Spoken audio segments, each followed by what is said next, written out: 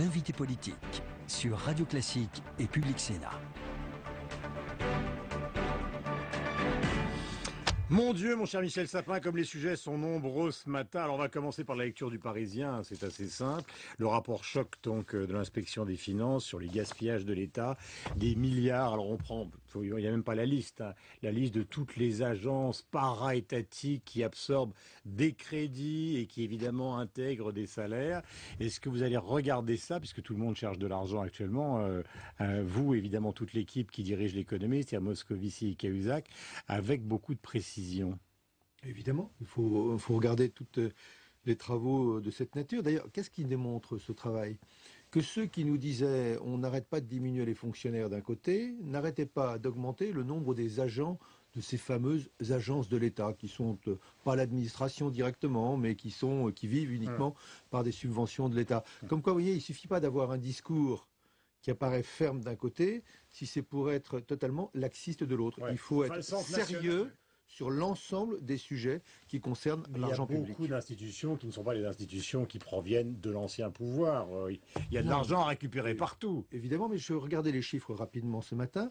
Je crois qu'il y avait 6%... Mariton, c'est des milliards. Oui, 6% de fonctionnaires en moins d'un côté, 6% d'agents de plus dans les agences en question. Vous voyez bien qu'il y a quelque chose qui clochait dans la manière de faire précédemment. Donc, il faut faire les choses sérieusement. Est-ce qu'il y a des milliards à gratter Je me méfie des chiffres comme ça parce que c'est facile de faire un peu de populisme. Donc moi, ce que je veux, c'est le sérieux. Et le sérieux, c'est que chaque euro dépensé doit être expertisé de manière à voir là où des économies sont possibles sans pour autant diminuer le service rendu à la population. Dans combien de temps on aura les résultats de cette enquête que vous allez mener? J'en sais rien, parce qu'il paraît qu'elle a été cachée par le précédent pouvoir. Donc voilà, ça sert à quelque chose aussi, les alternances. Ça permet de faire ressortir de dessous un certain nombre de documents cachés par les prédécesseurs. Deuxième point, avant qu'on aborde la politique avec Mickaël, l'histoire des niches fiscales concernant les retraites, ce n'est plus un tabou, disait Pierre Moscovici hier soir. Ça vous concerne alors là directement. Quel est le projet précis? Oui, moi je fais aussi très attention à toutes ces slogans un peu qui globalisent. On dit les retraités. Enfin, les retraités, c'est comme si je vous disais les Français. Il y a des gens extrêmement pauvres parmi les retraités. Il n'est absolument pas question de toucher à en quoi que ce soit, aux 700 euros de la pauvre personne qui vit avec le minimum vieillesse, ou aux 1000 euros, ou 1200 euros de celui qui a trimé toute sa vie et qui a une toute petite... Il est où? Ça fait partie des sujets. Ça fait partie. 1500. Il y a des retraités extrêmement aisés.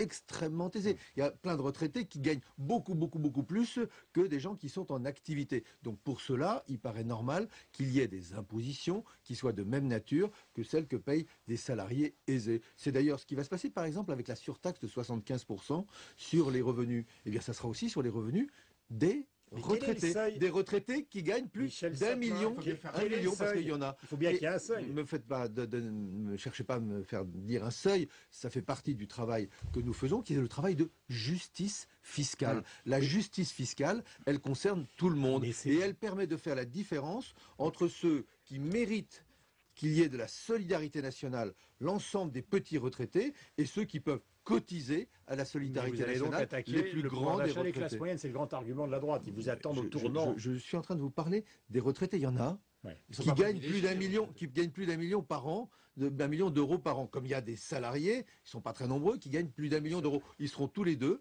de la même manière concernés par la tranche à 75% qui va être proposée dans le projet de loi de finances et je l'espère votée pour l'année prochaine. Nous sommes en direct avec Michel Sapin, question de Mickaël Zamès. Vous avez peut-être lu la une du Figaro, 64% des Français voteraient non aujourd'hui si on devait revenir à la monnaie au franc, s'il fallait revenir au franc. Est-ce qu'il y a un désamour européen de la part des Français? Je ne sais pas si des sondages comme cela ont une valeur, parce que si on nous fait voter sur des événements qui se sont passés il y a 20 ans, qu'est-ce qui se passe aujourd'hui? L'Europe est dans la difficulté, dans une grande difficulté. On comprend qu'il y ait un scepticisme par rapport à l'Europe lorsque l'Europe est autant dans la difficulté. quel est l'objectif, quelle est la responsabilité de ceux qui sont au pouvoir, en particulier en France. C'est de redonner de la stabilité, de faire de nouveau que l'Europe soit un élément de progrès et non pas un problème. L'Europe doit être une solution pour nous permettre d'avoir plus de croissance et non pas un problème qui est là à chaque fois, comme si l'Europe était uniquement pour durcir, pour punir. C'est pas ça l'Europe. Mais ils n'aiment pas l'Europe, mais ils aiment l'euro. Oui, Dans mais le ils même aiment sondage. l'euro parce qu'ils ont raison, parce que c'est beaucoup plus simple pour se déplacer, parce que chacun voit très bien que qu'on pèse beaucoup plus dans le monde avec une monnaie qui nous rassemble, avec l'euro qui nous rassemble, plutôt qu'avec toutes nos monnaies qui étaient différentes et qui permettaient des spéculations. J'ai connu ça comme ministre de l'économie et des finances à l'époque, qui étaient des spéculations extrêmement négatives pour l'économie Michel française. Sapin, dans votre majorité présidentielle, est-ce que parlementaire, en tout cas, est-ce que vous n'avez pas un problème avec l'Europe? Est-ce que vous n'êtes pas en train, encore une fois, de vous déchirer sur le thème de l'Europe entre les Verts et encore hier une ministre chahutée Oui. lors de la fête de l'humanité par Mais les gens du Parti non, communiste? la question européenne, elle a toujours traversé tous les partis. C'est vrai à droite comme c'est vrai à gauche. Pourquoi est-ce que par enchantement, aujourd'hui, alors que des solutions, des propositions sont faites, qui sont très fortes, qui engagent très profondément la France, pourquoi est-ce qu'il n'y aurait pas de débat? Donc que le débat ait lieu à gauche, qu'il ait lieu à l'intérieur de notre parti, le Parti socialiste, il a lieu, il se terminera de manière extrêmement puissante pour soutenir les propositions du président de la République, qu'il ait lieu avec nos alliés verts, ça paraît légitime. Au sein des verts, il y a ceux qui sont pour, ceux qui sont contre, ceux qui s'abstiennent. Ça fait partie des débats Ils sont aussi nombreux à voter légitimes. contre. On verra, je ne suis pas du tout sûr qu'il en soit ainsi, parce qu'il est aussi bon que grâce au débat, on progresse, on comprenne.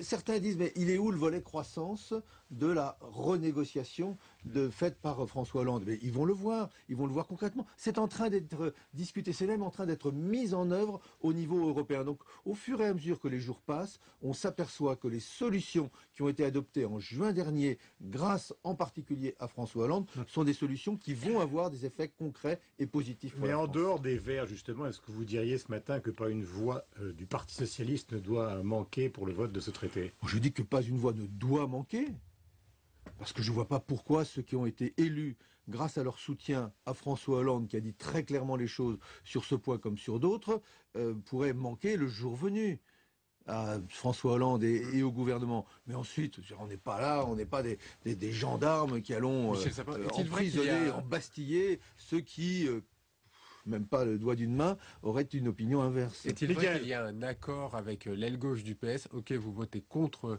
le traité, mais vous votez pour la motion majoritaire au Congrès de Toulouse. C'est un Oh là petit là, peu- non, non. Il y a des choses extrêmement importantes et il y a des choses importantes.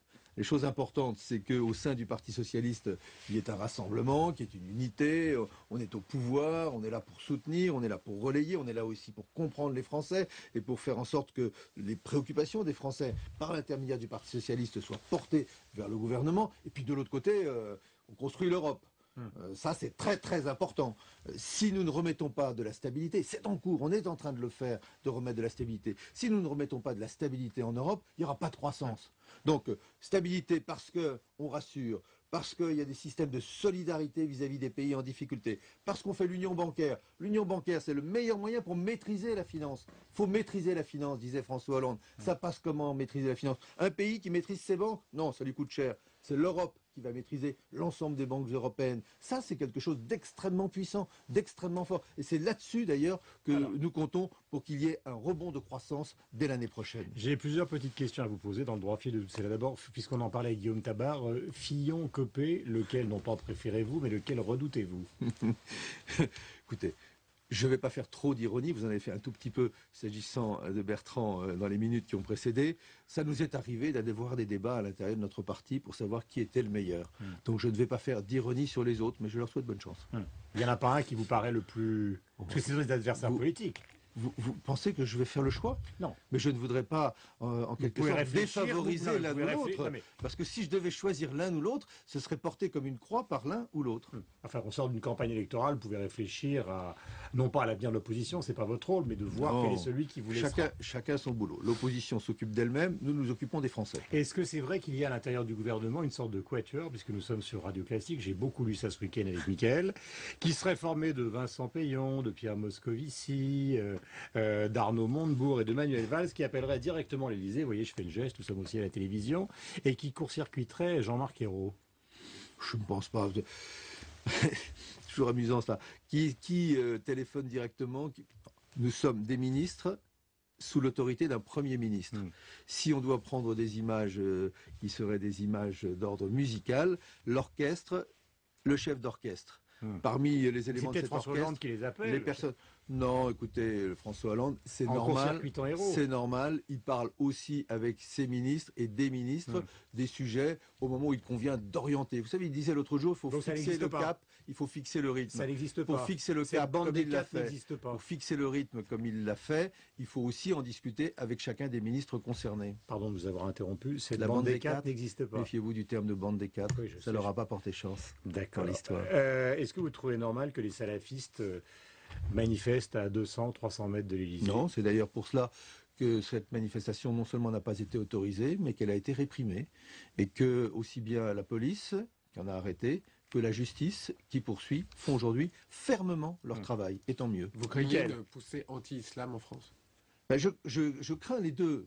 L'anti-islam lorsqu'il est intégriste et le pro-islam lorsqu'il est intégriste. C'est pour ça qu'il faut faire très attention. Et d'ailleurs, dans cette affaire, on parle beaucoup, à juste raison, pour dénoncer soit les paroles, là c'était des paroles de haine, soit des actes de haine, parfois meurtriers. Il faut aussi dénoncer les irresponsables qui ont balancé sur le net des films qui sont faits pour blesser la foi des autres.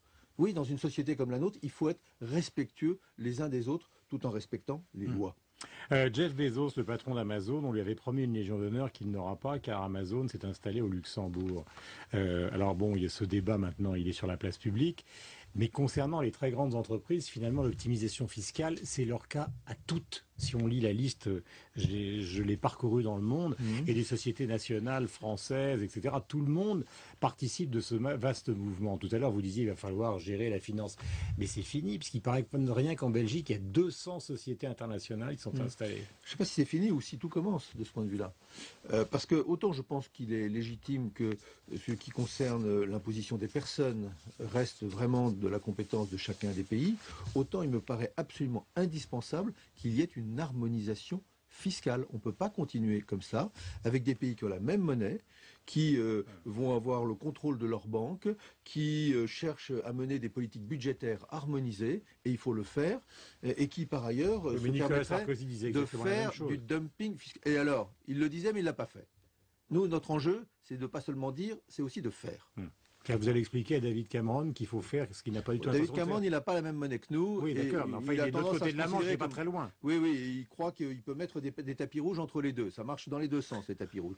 Donc, non, ce qui compte, c'est que ceux qui ont la même monnaie, l'euro, est une harmonisation fiscale de leur fiscalité de caractère économique. D'accord, mais pourquoi ils harmoniseraient leur fiscalité, Michel Sapin, au niveau de la France? Parce que quand vous avez un groupe, imaginez que vous dirigiez un groupe mondialisé, vous en avez les capacités, vous allez vous dire, je vais aller en France, on est imposé au maximum, alors que mon groupe est mondialisé et qu'il peut aller dans tous les autres pays. Il y a d'autres raisons qui peuvent faire aussi qu'on soit installé en France. C'est d'ailleurs la raison pour laquelle il y a beaucoup de très grandes sociétés qui sont installées en France et qui ne vont pas aller chipoter à 3 € près le montant de leurs impôts. Heureusement pour les uns comme pour les autres.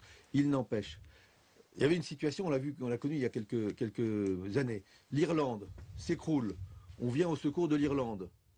Eh bien, ils ont remonté leur fiscalité sur les entreprises progressivement. Et il faut qu'ils continuent. Parce qu'on ne peut pas faire comme ça appel à la solidarité et de l'autre côté chercher à dépouiller les petits camarades de leurs principales entreprises. Donc il faut harmoniser la fiscalité économique en Europe. Dernier point, Mickaël. Question très courte, Michel Sapin. François Hollande a annoncé la fermeture de la centrale de Fessenheim. C'est pas nouveau. Hein. C'est pas nouveau, mais c'était dans la campagne comment est-ce que vous électorale. garantissez les emplois des 800 agents d'EDF? Parce que c'est pas une punition, la fermeture d'une centrale.